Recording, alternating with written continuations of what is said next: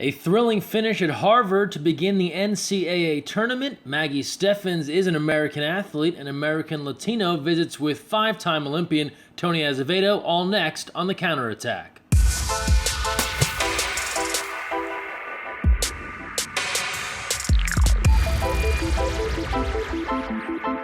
Hi everyone, Greg Mescall here. Thanks for joining us on the Counterattack. We picked things up this past Saturday. Harvard-Bucknell NCAA play-in game, all tied 12-12, sudden death overtime, and then Harry Taffer takes over. They go for it. All alone.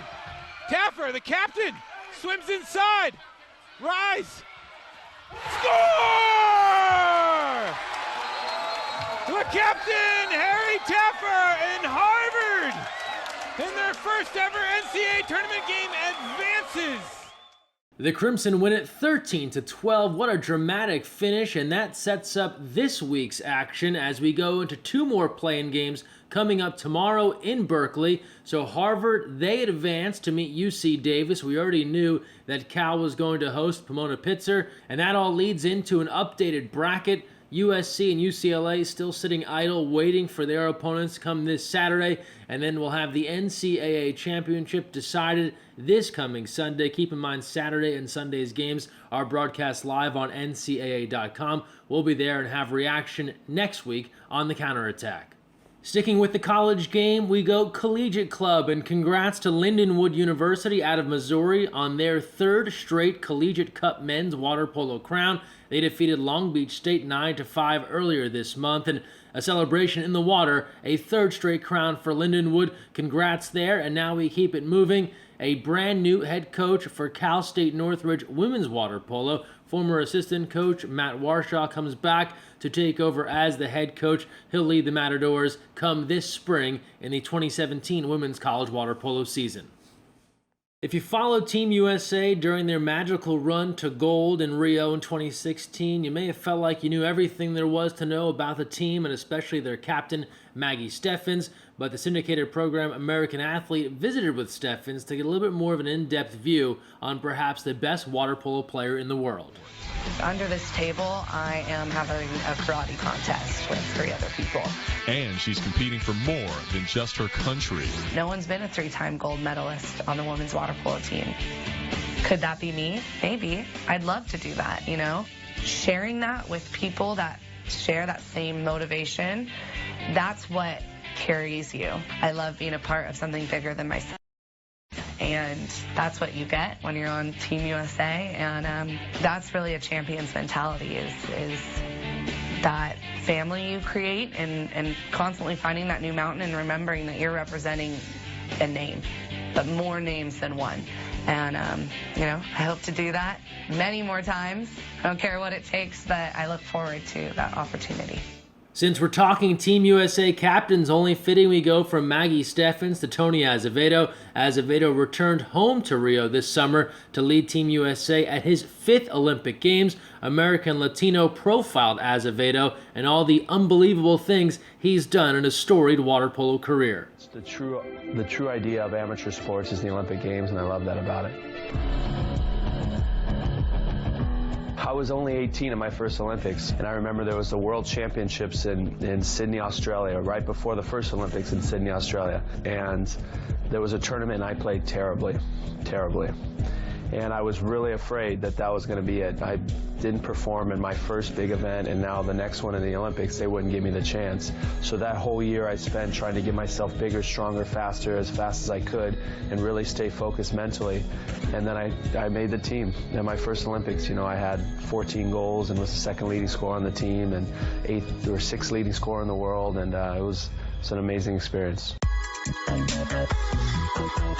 Water polo, I guess, a lot of people want to compare it to soccer, where you're kind of scheming and then try to get on a counterattack and then scoring a goal behind a goalie.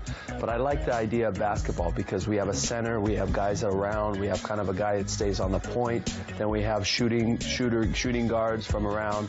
You try to get that ball into a big center like a Shaquille O'Neal and then kick it out for a shot or a goal. I'd be considered like a playmaker driver position, so a mix of a point guard / shooting guard in basketball. Come into water polo, it's a great sport. You're outside, we have great personalities. opportunities. And I think we can make this sport a lot bigger, and my dream is eventually a professional league.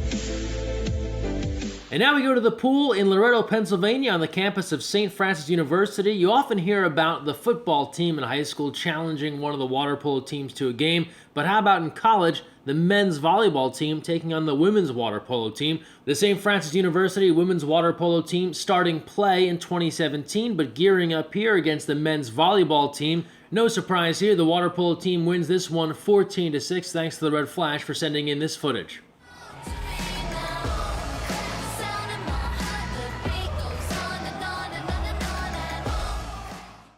Now we turn to USA Water Polo membership news, and it's almost the month of December, which means you have just about a month left to cash in on USA Water Polo's membership renewal season. Don't forget, if you sign up now, you lock in 2016 pricing with your 2017 membership. So sign up today, and you're going to have your membership valid all the way through the end of 2017 at 2016 prices. Not to mention, you're entered into a drawing to win special USA Water Polo prize packs. Sounds like a great deal all the way around. Visit usawaterpolo.org to get signed up or to renew your current membership. And now we end the show as we do every week with our social media send-off, the best of what we have found online. You can take part, use the hashtag counterattack. We start off first with a great photo from water polo photographer Catherine Hain. How about playing goalkeeper with your feet? Looks pretty fun, but is probably harder than it looks. From there, you know Kaylee Gilchrist is a great two-sport athlete surfing and water polo, but KK Clark has a history in equestrian, showing off she's not just a water polo athlete. Got a chance to ride some horses recently. The official Twitter video team, recognizing how awesome that UOP mannequin challenge was, it made one of their tweets recently. After that, Flop Friday from Riverside, California. They go off the block. Appreciate the height, but it looks like maybe they brought in the hands last minute there to try and lessen the impact. Men's college season winding down, but women's season will be here before you know it. UC Irvine getting ready for the 2017 campaign with their own Flop Friday.